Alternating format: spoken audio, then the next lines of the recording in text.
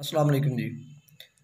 اور سر میری چون پروانہ کی عوام سے ریکویسٹ ہے کہ یہ جو لوگ بھی آپ کو فوٹو کاپیاں وغیرہ کہہ رہے ہیں جی کہ فوٹو کاپیاں لے کے فلاں پیٹرول پمپ پہ چلے جائیں اور غلام بی بی پروانہ جو ہیں جی وہ پیسے تقسیم کریں گی، تو میری ریکویسٹ ہے خاص طور پہ چون پروانہ والوں کے لیے کہ اللہ کے بندو، یہ نہ غلام بی بی کا حلقہ ہے اور نہ یہ جناب کوئی ایسے ویسی کوئی اس نے اسکیم کی ہے، نہ اس کا کوئی ایڈ ہے، نہ اس نے کوئی اعلان کروایا ہے۔ اپنے گھروں میں رہیں، دفعہ 144 لگی ہوئی ہے، مہربانی کریں اپنے گھروں میں رہیں۔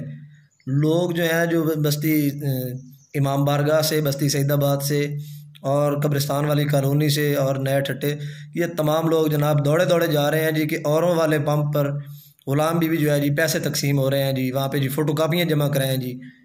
خدا کا خوف کریں، اپنے گھروں میں بیٹھیں۔ حکومت پنجاب نے، حکومت پاکستان نے جو لانچ کیا ہے پروگرام، اس کے مطابق چلیں، آپ کو مکمل طور پر آگاہ کریں گے۔ اللہ کے بندوں اپنے گھر میں بیٹھو، خدا کے لیے اپنے گھر میں بیٹھیں، کوئی پیسے نہیں دے رہا، کچھ نہیں دے رہا، ٹھیک ہے جی۔ جو مستحق لنگر جن کے گھروں میں نہیں پہنچ سکا، انشاءاللہ کل تک ان کے گھر میں پہنچ جائے گا راشن، آج شام تک۔